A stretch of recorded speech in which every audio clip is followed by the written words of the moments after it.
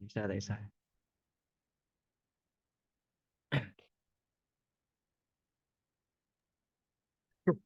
Assalamualaikum warahmatullahi wabarakatuh.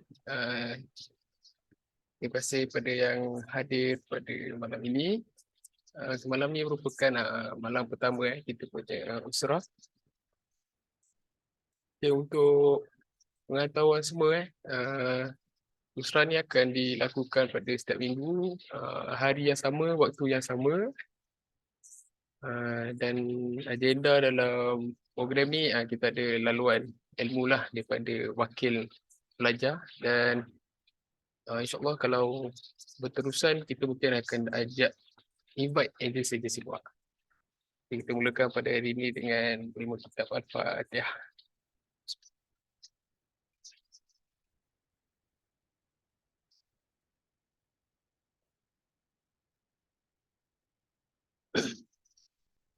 Okay, kita mulakan laluan ilmu pada hari ini oleh saudara Ahmad Fikri. Silakan. Alright, bismillahirrahmanirrahim. Alhamdulillahirabbil wassalatu wassalamu ala asyrafil anbiya'i wal mursalin wa ala alihi washabihi ajma'in. Okey. Terima kasih kepada saudara Hilmi atau juga sebagai kawan baik saya lah, yang saya dah kenal lama. Terima kasih sebab jemput saya dekat usrah malam ni bersama korang semua. Okey. Seperti yang dimaklumkan, kan usrah ni akan baru saja bermula pada malam ni dan akan dilangsungkan setiap minggu. So sebelum tu saya tak nak cakap pasal topik yang susah ataupun yang bermain dengan apa-apa jenis hukum ke apa ke, sebab usrah ni seperti yang kita tahu, usrah ni adalah satu majlis ilmu kecil-kecilan. Majlis ilmu kecil-kecilan yang kita share apa yang berkaitan dengan Islam. Itu yang kita nak cakap pasal malam ni. Okay, malam ni saya nak cakap sedikit tentang pengenalan apa itu usrah. Apa itu usrah? Okay, usrah ni dalam yang kita tahu dalam bahasa Arab. Dalam bahasa Arab ni adalah usrah maksud keluarga. Okay, so kita ni ibarat macam satu keluarga tau. Kita ni macam ibarat satu family. Bila ada masalah, kalau dalam family pun kita ada masalah, kita pun akan buat satu perjumpaan, kita bincang. Mana salah, mana betul. Kita bincang mana yang salah, kita betulkan. Okay, betul. Tapi dalam Islam ni, usrah ni, kita bincangkan tentang isu agama. Isu agama. Sebab tu Islam ni, dia memandang berat. Dia memandang berat, dia menitik beratkan tentang usrah ni. Supaya apa? Supaya kita ni dapat pembentukan sesuatu perpaduan tu. Faham tak? Usrah ni tak kisah kita nak buat antara agama lain pun, penganut lain pun. Sebab usrah ni menyampaikan macam ceramah, betul. Kita tazkirah kan, kita menyampaikan ilmu. Okey. Sebelum tu, apa tujuan kita nak buat usrah ni? Macam saya cakap tadi lah, kita nak meningkatkan silaturahim antara sesama Islam ataupun yang bukan Islam. Dia bukan saja meningkatkan silaturahim, tapi contohlah salah seorang daripada satu usrah ni, dia ada satu persoalan. Dia ada satu persoalan nak menanyakan. Nak menanyakan benda yang dia tak faham. Boleh tanya. So, benda ni kita dapat selesaikan persoalan tu dari segi kefahaman. Kita bagi dia satu kefahaman supaya masalah yang difikir tu selesai. Contoh macam usrah dalam family ni, dalam keluarga kita ni, kita ada masalah. Okey, kenapa? Kenapa wifi rumah selalu habis? So kita boleh fikir, oh dia ni tidur lewat sebab apa? Study. Okey, pagi kurangkan main game apa semua tu. Itu usrah. Tapi dalam Islam ni, kita nak meningkatkan kefahaman. Kefahaman sikap Islam antara satu sama lain terhadap satu masalah tu. Okey. Seterusnya, ini pun saya pun tak terlalu banyak ilmu untuk disampaikan. Tapi apa yang saya faham ni saya cuba sampaikan. Sebab kita ni kalau kita ada ilmu ni, sampaikan walaupun satu zarah pun. Pernah dengar kan? Saya tak sure pasal tu, tapi insyaAllah saya cuba malam ni. Okey, seterusnya. Islam usrah ni pun dia ada rukun dia juga. Kita bukan yang datang-datang terus kita bagi ceramah. Bagi ceramah kita terus membebel macam tu. Macam dalam keluarga pun kita ada intro juga. Kita bagi tahu apa tujuan kita nak buat percubaan ni. So ini dinamakan berkenalan. Macam sekarang ni saya buat usrah, saya diajak untuk membuat usrah dengan kawan-kawan semua kan. Saya bukan kenal dengan semua orang ni. So dekat sini kita boleh berkenalan. Kita boleh berkenalan antara satu sama lain. Okey, mula-mula kita berkenalan dulu kan.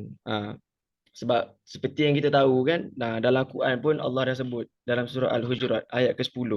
Yang bermaksud orang-orang mukmin itu adalah bersaudara mara. Betul. Takkan kita buat usrah ni nak kita kenal dia. Nak yang dengan kita kenal. So dia jadi tak best lah kat situ. Faham tak? Kita nak buat usrah tapi kita ajak orang kita kenal. Macam tu. Tapi kalau orang yang duduk seorang-seorang macam tu, dia tak ada kawan. Kita ajak dia sekali. Macam tu. Itu namanya usrah. Okey, selain tu, usrah ni dia dapat bagi kita saling memahami antara satu sama lain. Macam saya cakap tadi kan.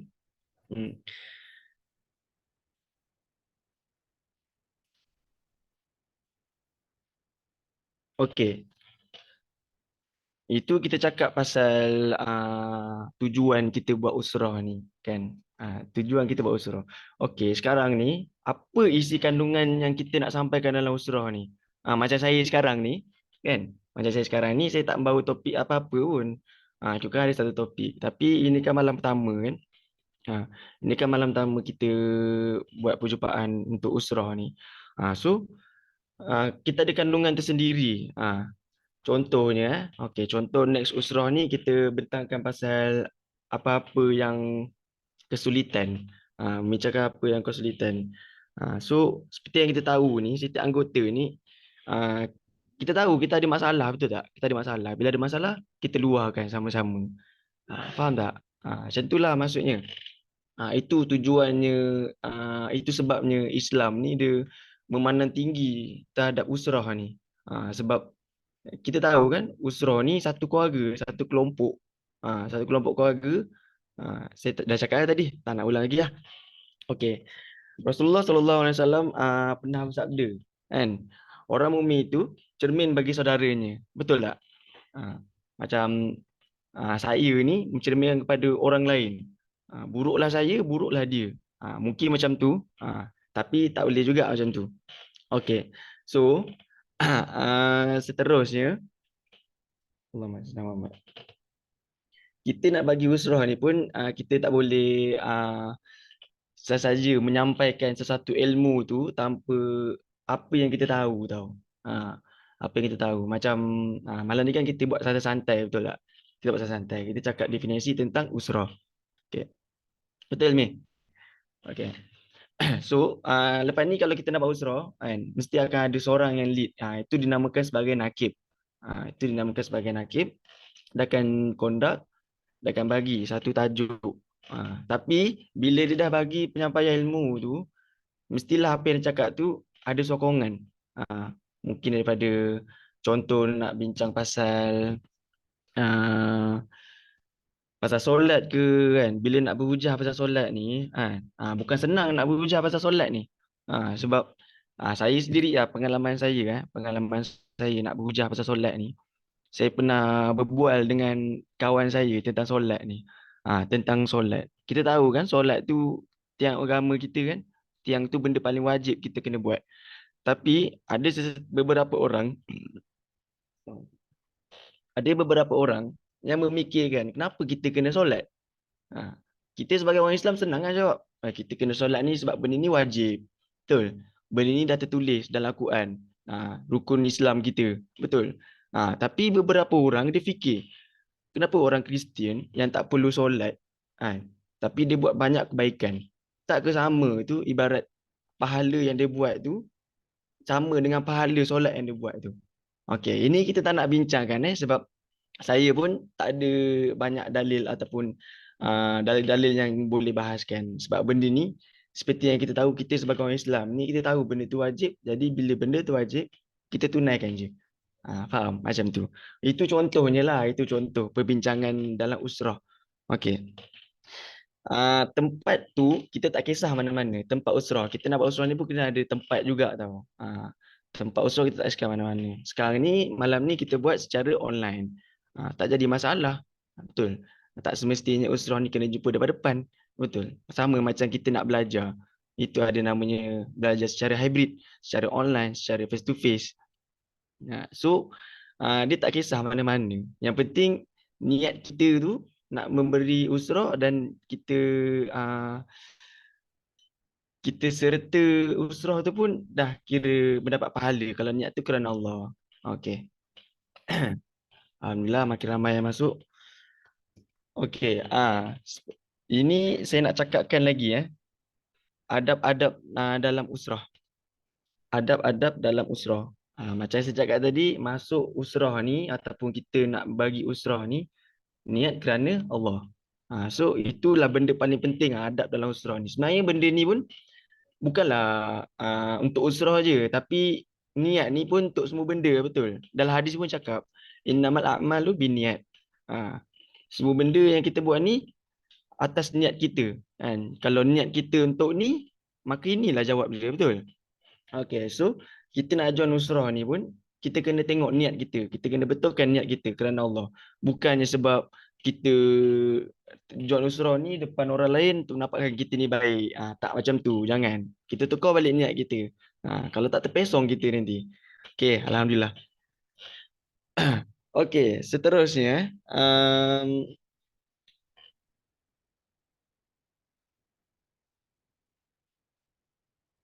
Okay, itu kita tahu lah pasal adab kan. Kalau kita pergi usrah secara depan-depan kan. Kalau dekat masjid ke kan, kalau dekat kampus ni, kita bagi usrah dekat pondok ke gazebo ke. Sebab usrah ni secara kecil-kecilan. Nak bincang benda ni kan. Tak kisah pun. Cuma kita beradab lah. Kita datang dalam pakaian macam mana, betul. Sopan ke tak sopan. Bila dah datang tu, kita duduk macam mana, sopan ke tak sopan. Okey, rasanya insyaAllah sampai situ je kot untuk kita punya perbincangan tentang definisinya usrah dan kenapa kita kena buat usrah. Faham tak? Okey, ada apa-apa soalan tak? Nak ditanya ke? Saya serahkan balik kepada saudara Hilmi.